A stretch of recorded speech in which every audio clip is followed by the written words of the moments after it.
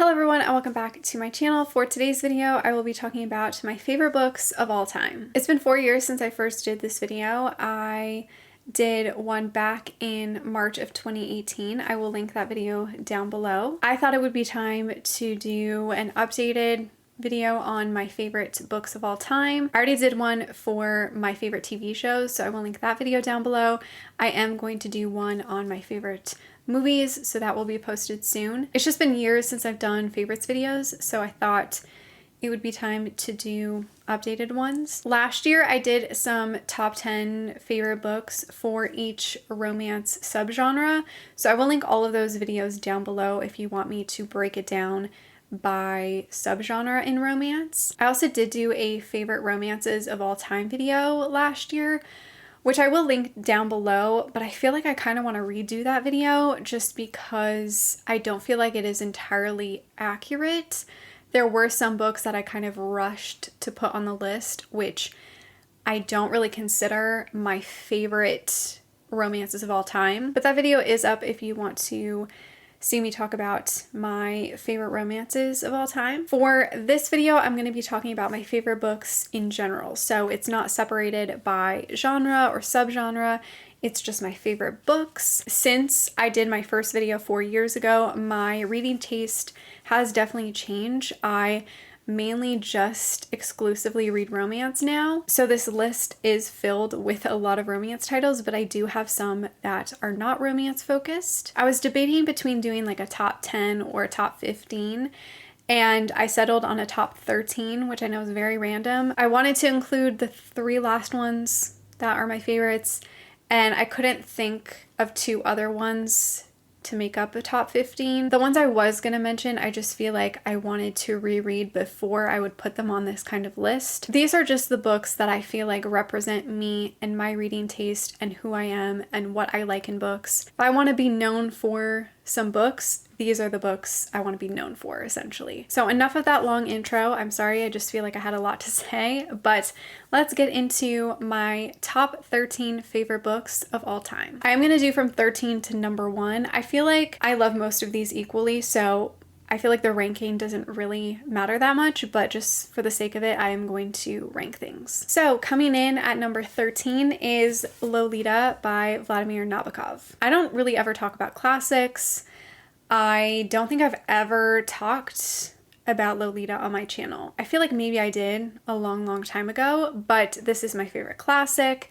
I absolutely love this book, and no, I do not romanticize it. I don't feel like I have to explain this book. I think we all know what Lolita is about, but I genuinely love this book for the writing. The writing is truly so beautiful and unique. I find it so interesting that Nabokov can write so beautifully about a horrible, disgusting situation. This was like one of the many classics that I read on my own in my own time. I think I had graduated high school and I read this just in my spare time, and I just fell in love. I loved the writing so much. I feel like that's all I'm going to say about this, is that the writing is just truly magnificent. I don't read many classics, and this one I found so readable and easy to comprehend and follow along. I find it so interesting the way that Nabokov can write a villain, the way that Humbert tries to victimize himself, I guess, is just very interesting. I feel like I could probably reread this now and see so many different things that I never picked up on the first time I read it, but I just genuinely loved this, and it is forever going to be one of my favorite books. Coming in at number 12 is The Secret History by Donna Tartt. This I read years ago and fell so in love with it. This is a dark academia novel about these students at college, and there's a murder, lots of drama, and very high stakes. I read this on a road trip and I was completely sucked in by the narration, and all of the other characters are also mysterious and different and also flawed. This book was super intimidating for me, and I felt so proud of myself for finishing this book and reading it and also loving it. I was so scared that I was going to think it was like overhyped and a waste of time, but I genuinely loved it, obviously. There's just something so compelling about these characters and the atmosphere and the setting of this book. There's also like one scene in here that is very random that I'm always going to remember just because I thought it was so chilling. It's essentially a scene where the group is at this funeral and Henry picks up some dirt to put on the casket and he wipes it on his white shirt. I don't know why, but that scene will always stay with me. I think it was just so, like I said, it was just so chilling and kind of felt a little bit out of character, if that makes sense. I don't know, I'm always going to think of that scene. I think I mention it every time I talk about this book because it just truly has stayed with me. I definitely want to reread this book, but I feel like it's very safe to say that this is one of my favorites. Coming in at number 11 is the Infernal Devices series by Cassandra Clare. I didn't want to grab the whole series just because they're really heavy, so I grabbed the third book, which is Clockwork Princess. I will say this is my favorite in the series. The first book is Clockwork Angel, and then the second book is Clockwork Prince. This is my favorite YA series of all time. I absolutely love it. It is the only YA that is on this list. This is part of the Shadowhunter world, and this is like the prequel to all of the Shadowhunter books, and it takes place in the 1800s, I want to say. I could be wrong. This follows Tessa, who discovers that she is a part of this Shadowhunter world, but she's trying to figure out what creature she is, I guess, and she ends up meeting these two boys, Will and Jem, who are Shadowhunters and essentially kind of like take her in. I love this series so much. I love Tessa, Will, and Jem. I love their whole bond, and I love them all. I will say I do love Will a little bit more than Jem, but I still really love Jem. I think overall, like, I'm very happy with how everything turned out with all these characters, and like even in the future, I just fell so in love with these characters and their romance and the plot and overall story. I loved also the setting of this book. I'm a huge historical fiction fan, and this just had so many elements that I loved, and it became a all-time favorite. Coming in at number 10 is Quilty by Mariana Zapata. This was actually really hard for me because I was considering two other Mariana Zapatas, The Wall of Winnipeg and Me, and wait for it. I can't pick my favorite Mariana Zapata. It's so hard. I feel like I just pick whatever I'm in the mood for. So at this moment, I think Quilty is my favorite. Regardless, there was going to be a Mariana Zapata book on this list. I love her books. This is a sports romance, and it follows our female character who is on this soccer team, and she ends up getting a new coach who is actually her childhood crush. I really loved both of the characters. Sal and Quilty were both very interesting, and I loved their slow relationship. I loved how slowly they fell in love. What I love about Mariana Zapata in general is you really feel like you get to live with her characters. You get to just see them live their day-to-day life and to see them slowly build relationships, and you get to see them interact with their family or friends, and it's just so wonderful. I love reading all of Mariana Zapata's books. This was also my first Mariana Zapata book, and I feel like that might be why I love this book so much. I just have such a sentimental connection to it. I just really loved this, and I definitely need to reread it soon. Coming in at number 9 is Change of Heart by Nicole Jacqueline. This is technically the second book in the Fostering Love series. It's a companion series. This is also a book I kind of wish I would have reread before putting on this list, but I do still feel like it's a favorite. I remember absolutely loving this and being obsessed with it, and I'm pretty sure I mentioned this in my first favorites video. I feel like I'm always horrible at explaining this specific book, but this follows Anita and Abraham, who have always hated each other. They have always constantly been mean and rude to each other ever since Bram's parents took Anita in. I believe she's like a foster kid. They've just never gotten along and have always hated each other until one night things change between the two of them. To me, this is the prime example of an actual enemies to lovers romance. They truly do not like each other, and they actually say mean things to each other. It's not just a surface level hate and then like they quickly change to lovers. This they've hated each other for like 15 years. And even though things change between them, they still bicker and like are not the nicest towards each other. I just loved both of these characters and their romance. I really enjoyed the plot overall. I thought it was very interesting, and I love how this series and this book are very much about foster care and adoption and loving more people than just like your blood relatives. Just a fantastic romance. I really loved it, and I also do need to reread this. I feel like that's going to be a running theme for this video. I need to reread some of these books, but I still do feel like this is one of my favorites. You know, there's just books that stick with you even if you read them like years and years ago, and I don't know, there is some kind of magic in not rereading a favorite book, but I also feel like I should reread it, you know? Coming in at number 8 is More Than Forever by Jay McLean. This is the 4th book in the More Than series. This follows Cam and Lucy, who fall in love when they're teenagers, and it just follows that journey of them falling in love when they're really young and bringing them into adulthood and just the ups and downs of their relationship. This is such a beautiful, heartfelt, wonderful book. I love it so much.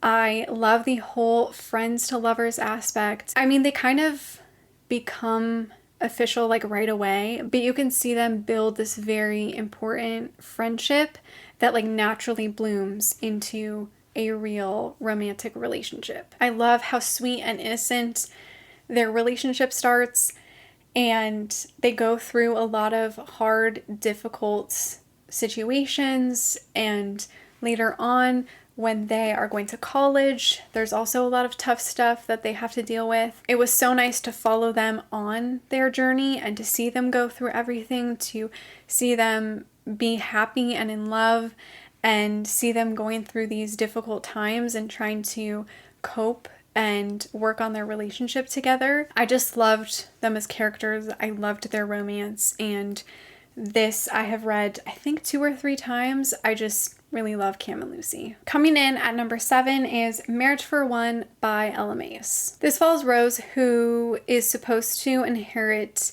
this building where she can open up her dream cafe, but she needs to get married in order to inherit this building. And Jack offers to marry her, but he has some very mysterious reasons as to why he wants to marry her. I read this last year and absolutely fell in love with it.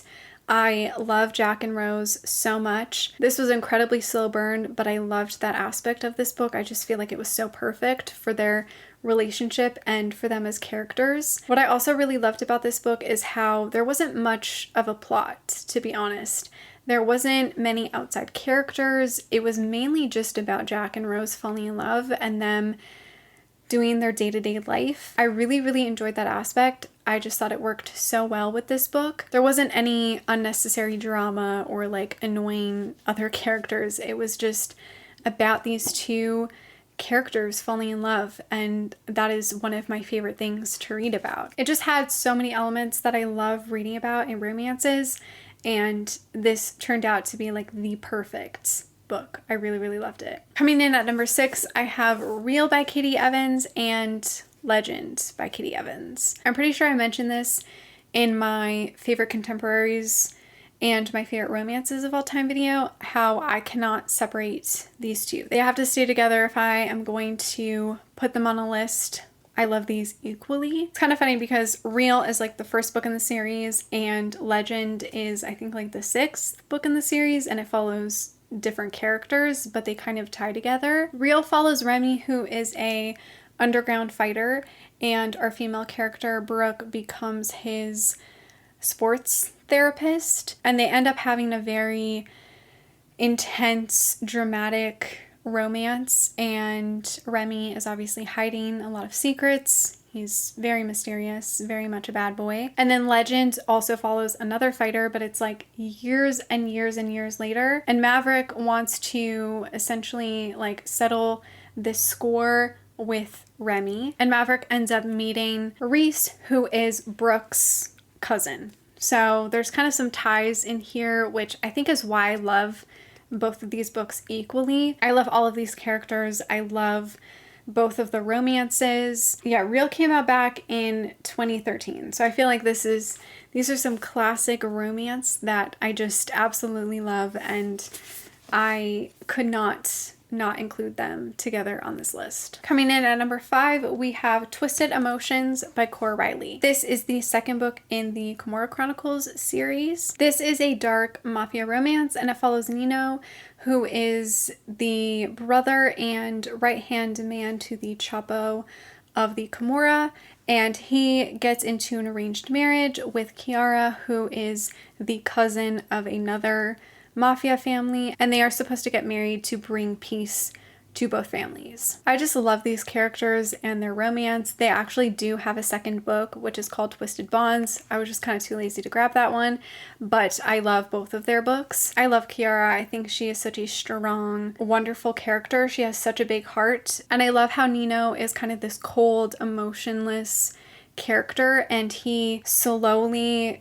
falls in love with Kiara. I just love their development as characters and their development as a couple. I love the whole Falcone family. I love all the brothers, and I love how they each kind of build this friendship with Kiara, and it's so nice to see them warm up to her and accept her into the family. I just absolutely loved this book, and Kiara and Nino are one of my all-time favorite couples. Coming in at number 4 is the Fallen Too Far trilogy by Abby Glines. The first book is Fallen Too Far, the second book is Never Too Far, and then the third book is Forever Too Far. These are also the first 3 books in the Rosemary Beach series. The Rosemary Beach series is like a very, very long series, but there's also series within the series, if that makes sense, and these first 3 books are about Rush and Blair. Blair's mother ends up passing away, and she decides to go look for her father, and that brings her to Rosemary Beach, where she ends up meeting her stepbrother, Rush. This series is very dramatic, very over the top. I guess it would be considered kind of trashy, but I absolutely love this series. I read it 13 times. I feel like there's not much you can really say about this series because it is so dramatic, and it is what it is, really. There's just something so nostalgic about this series as well for me. I just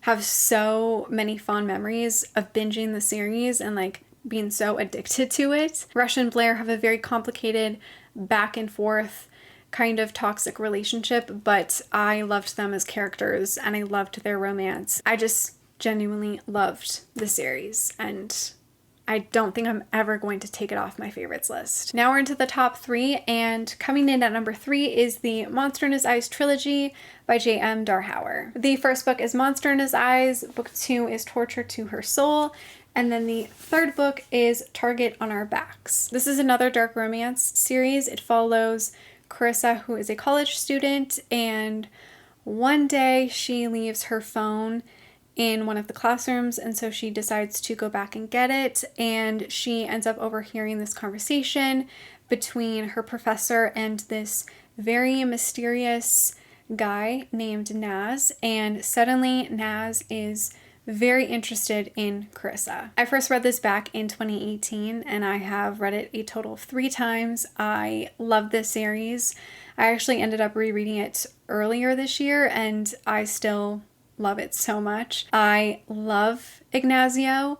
I think he might be one of my favorite male characters of all time. He is so mysterious, so interesting, so complex. I also really enjoy Carissa as a female character. I feel like I can relate a lot to her. I love their romance. They have a very complicated and difficult romance, but I loved every minute of it. So the first book is in Carissa's point of view, and then the second book is in Naz's point of view, and then the third book is in dual POV, which I thought was so interesting. I feel like it genuinely gives such a mysterious and atmospheric vibe to the series. I just thought that was really interesting. I don't really feel like I see a lot of series that do that. It's just a very unique, interesting, captivating series. Again, I don't think this one is ever going to leave my favorites list. This is genuinely an all-time favorite. Coming in at number 2, we have the Addicted/Calloway Sister series by Krista and Becca Ritchie. I didn't want to grab the whole series because there's 10 books, but the first book is Addicted to You, and then the final book is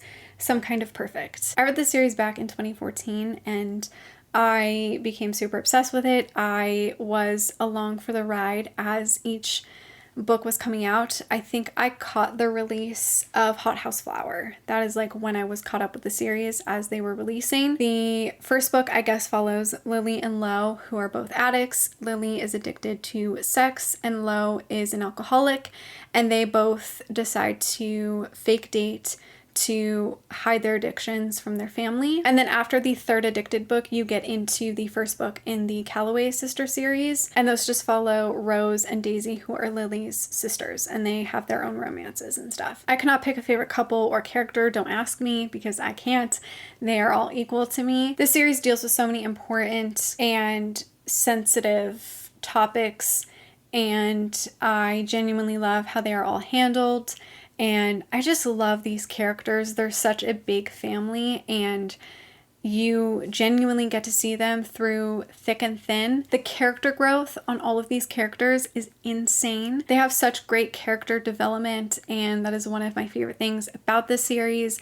I also just love how character driven this series is. I don't think I could ever properly explain how much these books mean to me. I just love it. I know it's super popular now, so I'm sure you've heard many things about the series, but it is my second favorite book and series of all time. I also cannot pick a favorite book in the series. Actually, my favorite book might be Some Kind of Perfect, but I love this whole series equally, just like I love all the characters equally. Now for my favorite book of all time, this is number 1, Chasing the Moon by S.M. Soto. I have to do a little bit of a disclaimer. I don't think you can read this book anywhere. S.M. Soto was exposed for plagiarism. She had copied some books from some other people in her other books. To my knowledge, Chasing the Moon is not plagiarized. Correct me if I'm wrong on that, obviously, but from what I know, I don't think she copied this book from anybody. It was just some of her other books, and she ended up deleting all of her books from everywhere, and I don't think you can even pick up Chasing the Moon anywhere. I don't know if you can even order it off her website anymore. Like, I'm really not sure if you can buy this anywhere. So it kind of sucks. It kind of feels like it's not a real book anymore. This follows Celine, who has been in love with Endymion ever since she met him. And one night they end up having this magical night that Celine feels will change everything between them. However, the next day, Endymion ends up breaking her heart. Selena then leaves for college, and 6 years later, she's back in town, and she's determined to convince herself she's no longer in love with Endymion. But somehow the tables have turned, and Endymion suddenly has a crush on Celine, and he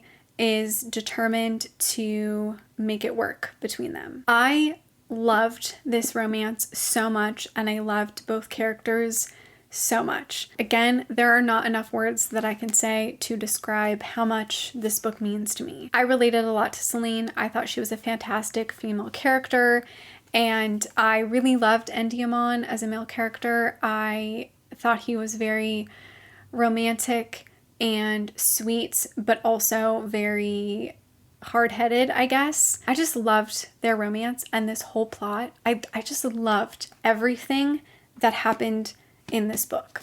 There was not one point of this book that I didn't love. Whenever a book references the moon and the sun, light and dark, I'm obsessed with it. And this had all of those symbolisms. And my middle name is Selena, and it made me feel even more connected to Celine. This is also a modern day retelling of the Greek myth of Celine and Endymion. This just had so many tropes that I absolutely love. It has small town romance, unrequited love, second chance romance. It's very angsty and kind of slow burn. I first read this book 2 years ago, and nothing has topped it. Like, this is still my favorite book from when I read it. I don't feel like anything can live up to this book right now. This is my favorite book. I just love it so much, and I am so grateful that I got to read this book. I've been talking for so long, I'm kind of losing my voice, but I hope you guys enjoyed this video. Let me know if you have read my favorite books and what you think of them, and let me know what your favorite books are. Thank you so much for watching. Make sure to give this video a like, subscribe, follow me on all my other social media, and I will see you in my next one. Bye!